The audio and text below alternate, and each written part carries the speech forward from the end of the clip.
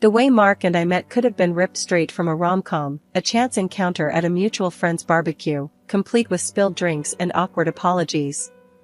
He was charming, with a quick wit that had me laughing despite myself. Before I knew it, we were inseparable, our love story unfolding with an ease that felt like destiny. Our wedding was a dream, a simple yet heartfelt ceremony surrounded by those we loved. Mark, with his career and finance on the rise, was the picture of success, and his insistence on a prenuptial agreement was just another part of our planning, a practical step, he said, given our differing financial situations. I didn't mind, my love for him wasn't measured in dollars and cents. Carol, Mark's mother, was a tougher nut to crack. She looked at me like I was an unwelcome guest, her coldness stark against the warmth Mark and I shared. But love has a way of making you overlook the small stuff, and I was too happy to let her disapproval dampen my spirits. Even when we faced the heartbreaking news of Mark's infertility, my love didn't falter. If anything, it deepened. I threw myself into making our house a home, filling it with warmth and love, buying appliances and furniture with my own savings to create a cozy nest for us. But as the years passed, the warmth between us cooled, replaced by a chill I couldn't shake. Mark's demands grew, his once loving requests turning into cold commands. "Make sure breakfast is on the table before I leave, Jenna," he'd say, his voice void of the affection that used to lace his every word. And dinner? It had to be fresh, no matter how late I worked, as if my job at the Department of Health and Human Services was just a hobby compared to his high-flying career. I'd wake before dawn, bleary-eyed but determined to cook his breakfast. Then, after a long day's work, I'd rush home, racing against the clock to whip up a gourmet meal that might bring back the husband I once knew. But it was never enough. He took my efforts for granted, never once uttering a thank you, only reminding me that I should be grateful for the roof over my head, his roof. Our conversations, once filled with laughter and shared dreams, now were battlegrounds, his words cutting deeper each time. "This is my house, Jenna. Don't forget that," he'd snap, whenever I dared to suggest anything might be amiss.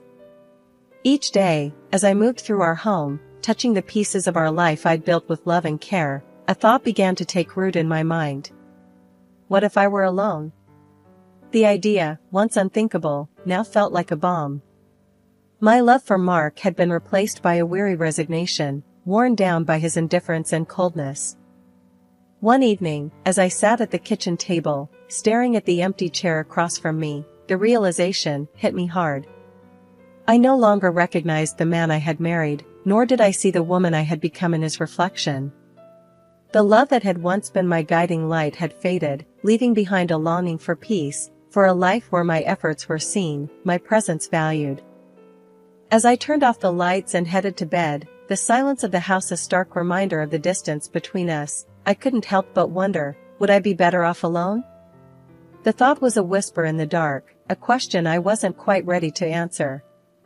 But with each passing day, the whisper grew louder, a call to find myself again, to reclaim the life and love I deserved. Lately, it's like I'm living with a stranger, not the man I married. Mark's been on my case for everything, the house not being spotless, the dinners being too repetitive. It's like nothing I do is ever enough.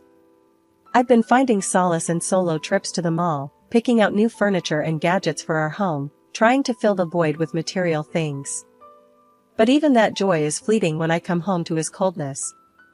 It hit me hard when I realized Mark hadn't put a single penny into our joint account for months. All the expenses, the mortgage, utilities, groceries, have been coming out of my paycheck. So, one evening, I decided it was time to confront him. I waited until he was settled in his armchair, flipping through the channels, and I brought it up, trying to keep my voice steady. "Mark, we need to talk about the finances. You haven't contributed to the joint account in months." "I've been covering everything," I said, hoping for some understanding, maybe even an apology. He barely glanced at me, his eyes still on the TV. "And? It's my house. You're just living in it. Why should I pay for your keep?" he shot back, his words sharp as knives. I couldn't believe what I was hearing. "Your keep? Mark, I'm your wife, not some tenant." I've been paying for everything, trying to make this house a home for both of us, I argued, feeling my temper rise. He snorted, a sound that made my skin crawl. Look, Jenna, you're making a big deal out of nothing. If you don't like it, maybe you should just leave. But we both know you've got nowhere to go, he said, turning back to his show. I was seething, hurt and angry, but before I could respond, his phone rang. It was his mother, Carol. He answered on speaker, and before I could escape, she started in on me. Jenna, you need to stop this nonsense and start showing some gratitude. Mark's been too good to you, and here you are, acting like a freeloader. Carol's voice was like a slap in the face. I was so shocked, I barely managed to grab the phone and hang up. I can't believe you and your mother calling me a freeloader in my own home? I said, my voice shaking with emotion. Mark just shrugged, unfazed. Well, if the shoe fits. That night, I lay in bed, staring at the ceiling, feeling more alone than ever. The thought of divorce crept into my mind again, more persistent this time. But where would I go? I had no apartment, no real savings of my own. I felt trapped in a life that no longer felt like mine, married to a man who saw me as nothing more than a burden. The next morning, I woke up to an empty bed and a heavy heart. As I made my way through the silent house, every room echoed with the remnants of last night's fight. I knew something had to change, but the fear of the unknown, of starting over from scratch, was paralyzing. Sitting at the kitchen table, sipping my coffee alone, I realized I had to make a decision. Do I stay in this loveless marriage, playing the role of the grateful freeloader, or do I take a leap into the unknown, hoping to land on my feet? The answer wasn't clear, but one thing was, I couldn't go on like this. The breaking point had been reached, and it was time to choose my path. That day at work was a marathon, one meeting after another, no end in sight. I glanced at the clock, knowing Mark would be fuming. Just my luck, I muttered under my breath, finally grabbing my phone to give him a heads up. The moment he picked up, I knew I was in for it. This is your problem, Jenna. Not mine. You should have been here, cooking dinner, not playing around at work. Mark's voice roared through the phone, loud enough for the whole office to hear. My cheeks burned as I quickly ended the call, avoiding the curious glances from my colleagues. By the time I got home, it was late, way past our usual dinner time. The house was dark, silent, but the moment I stepped in, Mark was on me like a thunderstorm.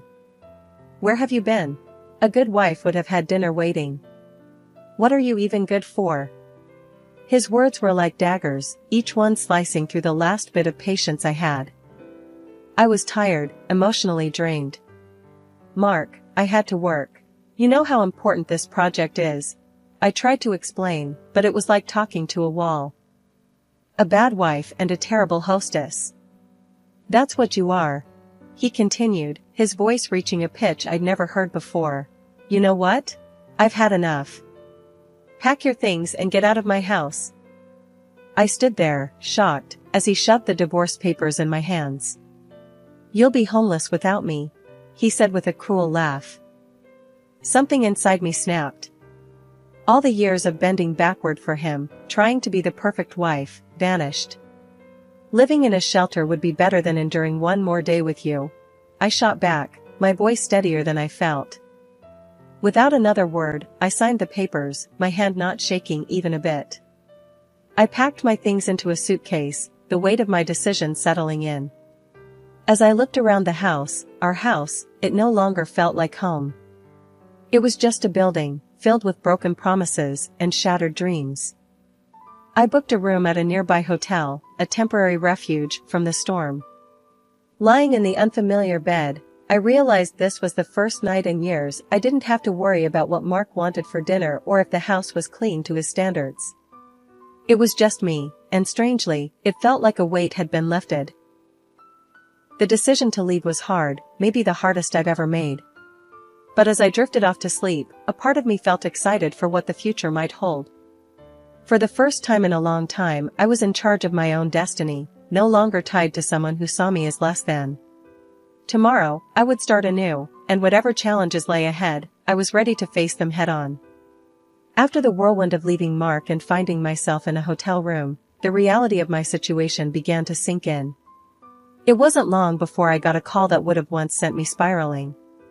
It was Carol, Mark's mom, her voice dripping with something like glee. "Jenna, dear," she practically sang into the phone. "I just heard the wonderful news. My boy has finally come to his senses and divorced you. I'm popping champagne tonight. It's a celebration, dear. He made a huge mistake marrying you, and now it's corrected." Her words, meant to wound, barely scratched the surface. I was past caring what Carol thought. "Time will tell, Carol. Time will tell," I replied calmly, a sense of detachment washing over me. I hung up, a small smile playing on my lips. For the first time in years, her barbs couldn't touch me. A week of navigating through my new reality had passed when I decided to open up to my boss about everything. The burden of pretending everything was fine was too heavy to bear alone. I expected sympathy, maybe some understanding, but what I got was a lifeline. "Jenna, I'm so sorry you're going through this, but there might be something that can help," she said, her tone shifting from comfort to businesslike. "There's a municipal housing program designed for situations like yours. It offers affordable housing solutions to those in need. I think you should apply. I'll help you." Her offer was a beacon of hope in the overwhelming darkness I'd been navigating. With her guidance, I applied for the program, and to my surprise, I was accepted. The relief was immediate. It was like I could finally breathe again. Now, I'm renting a small apartment, modest, but mine. It's quiet, peaceful, a stark contrast to the life I left behind. There's no need to tiptoe around in the mornings, no ungrateful husband to cook for or clean up after. It's just me, and it feels liberating. Sitting in my new living room, surrounded by boxes yet to be unpacked, I couldn't help but reflect on the journey that led me here. It's been tough, filled with moments of doubt and fear, but also moments of unexpected kindness and newfound strength.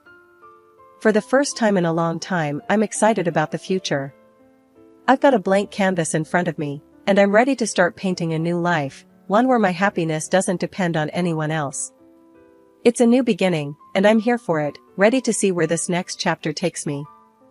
It had been a quiet few months since I started over, finding peace in the simple routines of my new life. Then, one afternoon, as I was enjoying a rare moment of calm, my phone erupted into a cacophony of rings. The screen flashed a name I hadn't seen in ages, Carol, my ex-mother-in-law. My heart sank. "Why now?" Bracing myself, I answered, "Hello?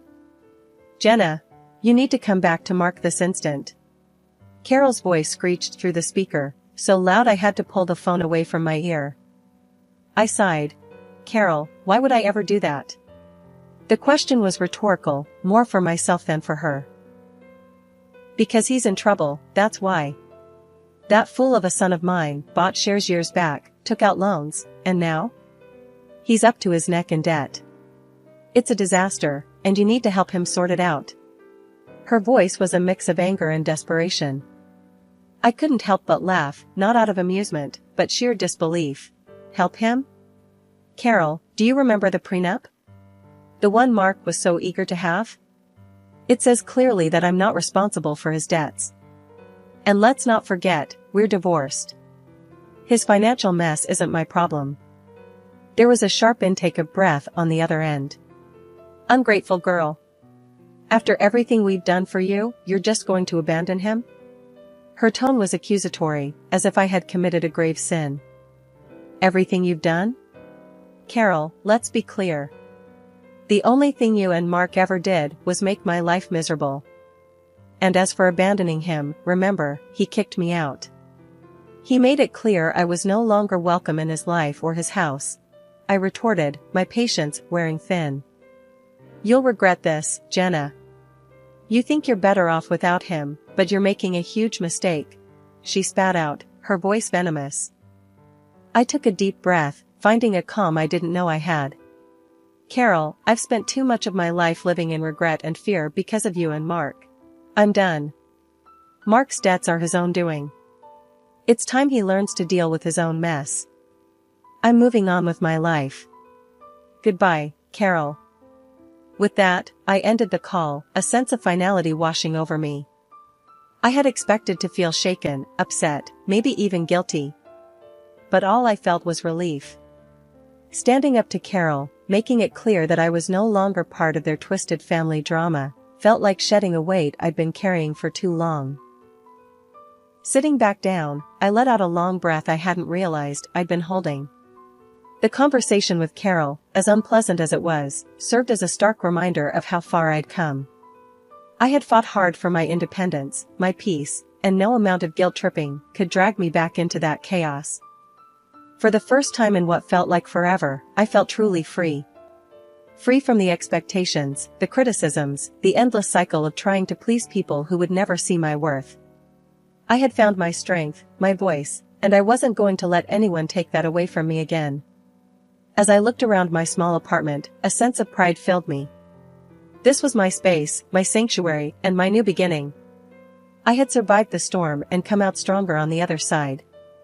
And no call, no matter how unexpected or unwelcome, could change that.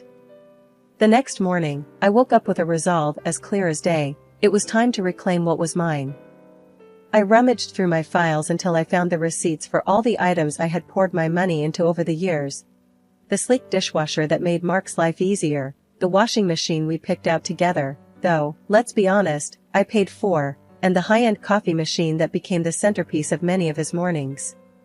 It wasn't just about the money, it was about the principle, about not letting my contributions be erased and taken for granted any longer. With a moving truck booked and a couple of strong helpers at my side, I went back to the house that was no longer a home. The door opened to an eerie silence, a stark contrast to the chaos of emotion swirling inside me. As the workers started loading up the truck, I couldn't help but feel a mix of satisfaction and sadness. Each piece of furniture, each appliance, had a story, a memory attached to it. But as they say, you can't cling to the past if you want to move forward. Just as we were finishing up, my phone rang. I knew without looking who it was. Mark's name flashed on the screen, his call as predictable as it was unwanted. I answered, bracing myself for the storm. "Where the hell is all my stuff?" he bellowed, skipping any pretense of a greeting. "Your stuff?" I couldn't help the incredulous laugh that escaped me. "You mean the things I bought with my money?" "I've taken them back, Mark. According to our prenup, I have every right to." His curses and insults flew fast and furious, a torrent of anger that once would have cowed me. But not anymore. "Listen, Mark," I cut in, my voice steady. "I wish you the best, truly. But this is where our paths diverge for good." And with that, I hung up and blocked his number, a symbolic gesture of cutting the final tie that bound me to a life that no longer served me. As the moving truck drove away, my heart felt lighter than it had in years. This wasn't just about reclaiming my possessions, it was about reclaiming my life, my independence, and my self-worth. I knew there would be challenges ahead, but for the first time in a long time, I felt ready to face them head-on, on my own terms. 6 months down the line, life's taken a turn I hardly dared dream of. I've snagged myself a cozy apartment in a neat part of town, all thanks to this social program my boss tipped me off about. The deal was sweet, a manageable down payment with tiny payments stretching out over the years. For the first time, I'm not just scraping by, I've got a bit of wiggle room in my budget, enough to spoil myself without worrying about anyone else's needs or wants. The day I got the keys to my place, I remember stepping through the door, the sense of ownership washing over me. It was a blank canvas, and for the first time in forever, I could paint my life exactly how I wanted. No compromises, no sacrifices, just me. I treated myself to some paints and canvases, a nod to the girl I used to be, the one who found joy in splashing watercolors around, lost in the flow of her own creativity. I even painted a self-portrait, something I'd never have dared do before. Staring at my work, I saw a woman who'd weathered storms and come out stronger, a woman who didn't need anyone else to define her worth. It was like I was seeing myself clearly for the first time, beautiful, self-sufficient, and yeah, a bit selfish, but in the best possible way. And then there's Max, my little bundle of joy, a scrappy little dog with eyes too big for his face and a heart just as oversized. Adopting him felt like the final piece of my new life clicking into place. We'd become a team, exploring the neighborhood, making the apartment our home. One evening, as Max and I were curled up on the couch, my phone buzzed. It was a text from a friend I hadn't seen since the divorce storm hit. "Heard you're doing well. Coffee sometime?" I smiled, typing out a reply. "Yeah, life's good. Coffee sounds great. My place, actually. I've got some art to show off. Look at you, all artsy and independent. Can't wait to see it. And meet Max, of course," came the reply. Laughing, I set the phone down, looking around my little apartment, my sanctuary. It's funny how life works out. Once, I thought I needed a husband, a big house, and a certain lifestyle to be happy. Now, I've got a small apartment, a dog, and my art, and I've never felt more fulfilled. "Max, buddy," I said, scratching behind his ears. "We're doing just fine on our own, aren't we?" He barked in agreement, and I laughed, feeling a surge of gratitude for my independence, for the struggles that brought me here, and for the simple joys that filled my days now. This was happiness, unfiltered and undiluted, and it was all mine. Life's taken a turn I could have never predicted a year ago. Just the other day, while having my morning coffee and scrolling through the news on my phone, I stumbled upon a headline that stopped me cold. My ex, Mark, had been declared bankrupt. His house, the one he was so proud of, the one he kicked me out of, had been sold off to cover his debts. Now, he's back living with his mom, Carol. I couldn't help the small, satisfied smile that crept up on my face. Breaking free from him was the best decision I ever made. These days, my mornings are spent wandering the park with Max, my loyal little sidekick. The fresh air, the peaceful quiet, it's a far cry from the tense, stifling atmosphere of my old life. And it's not just the walks, I found a new passion that's breathed life into my world, painting. I joined the local amateur artists club on a whim, thinking it'd be a casual hobby. But it quickly grew into something more. I started exhibiting my paintings at local shows, the vibrant colors and bold strokes a reflection of my newfound freedom and joy. At one of these exhibitions, my path crossed with someone unexpected. I was standing beside one of my pieces, a watercolor that I felt particularly proud of, when a man approached. He studied the painting with an intensity that made me curious. "That's quite beautiful," he said, nodding towards the canvas. "Did you paint this?" I couldn't hide my grin. "Yeah, I did. Thank you." We got to talking, and it turned out we had a lot in common. Before I knew it, we were sitting in a nearby cafe, chatting over coffee like old friends. He was easy to talk to, with a warmth and a sense of humor that I'd missed in my interactions for so long. He even bought my painting. "I want to see this first thing every morning," he said. "It's inspiring." That coffee turned into dinner a few days later, and then into walks in the park, Max trotting alongside us. He introduced me to his kids, two bright sparks, who welcomed me with open arms and laughter. It felt natural, easy, like a piece of my life that had been missing without me even realizing it. One evening, after the kids had gone to bed and we were sitting on his porch, he turned to me. "You know, I'm really glad I bought that painting," he said, his voice soft in the twilight. I smiled, leaning my head on his shoulder. "Me too. It's funny how things work out." It got me thinking about how far I'd come, from feeling trapped and hopeless to standing on the cusp of something beautiful, something new. I was free from the shadows of my past marriage, ready to dive into the future, whatever it might hold. As Max and I continued our morning walks, I found myself reflecting on the journey. The pain, the struggle, it all led me here, to a place of peace and potential. I was ready to embrace whatever came next, open-hearted and free. Life, it seems, has a way of surprising you, of turning the page when you least expect it. And as I walked, the sun breaking through the trees, I couldn't help but feel grateful for every twist, every turn that brought me here. Ready for a new chapter, I stepped forward, into the light.